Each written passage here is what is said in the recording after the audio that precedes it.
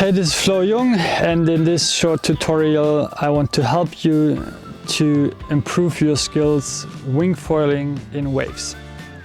It's really important to have the right gear, a foil that is fast enough with like 800 to 1000 as a front wing.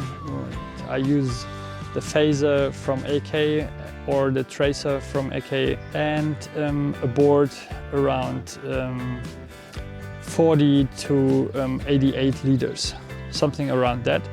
But if you are new to the sport, then I would advise you to go a bit bigger so it's easier to water start it. Then have a waist leash so you're able to paddle at all times, and once you have a wipe out you can really focus on pushing the board down. Then also have a board leash, because when you get work, when you have a wipe out, you don't lose the board. Then it's about the spot. So I would start at a spot where you have no danger zones, maybe a long beach where you have an access option when things don't go as planned and you drift downwind. Then a wave that is a bit mushy, that is not super powerful, and a spot that doesn't have a huge shore break, so you won't get drilled down every time you ride a wave. And then it's also important that you choose a spot that is not crowded, that you don't have other windsurfers, kite surfers, wingers, that you can really focus on riding the wave and experiencing getting into the rhythm. The next thing would be, how do I cross the shore break?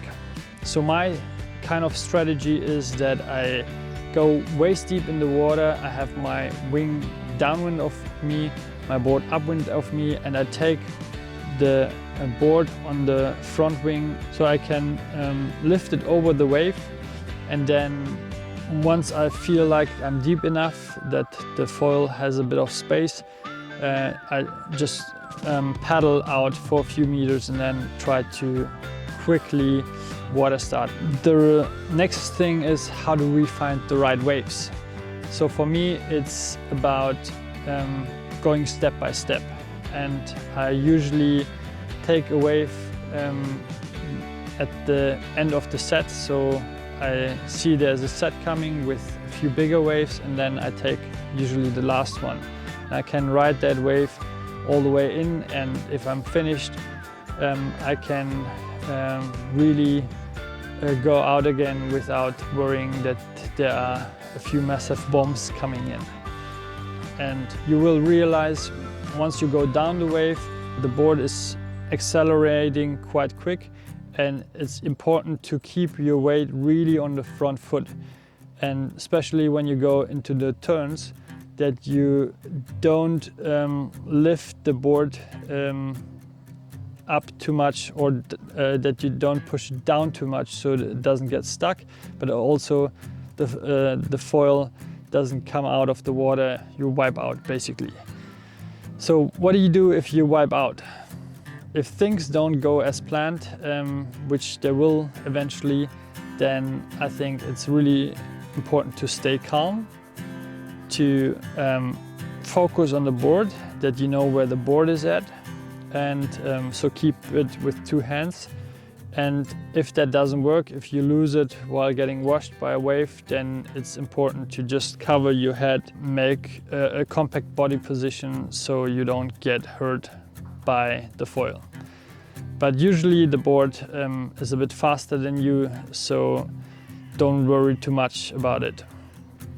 And then the next thing is that wing foiling in waves requires this mentality to think one step ahead. So if you realize that the waves are too big or they're too powerful, then simply don't go out or go somewhere else, but you won't just have that fun factor of riding waves, because if you're scared all the time, it's also not that nice.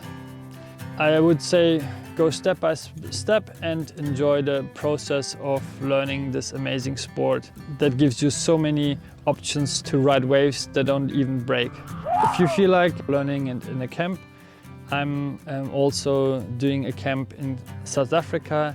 You can just check it down here in the description, and it would be cool to see you one day, maybe on the water, or if you have problems, just write me down below in the comments.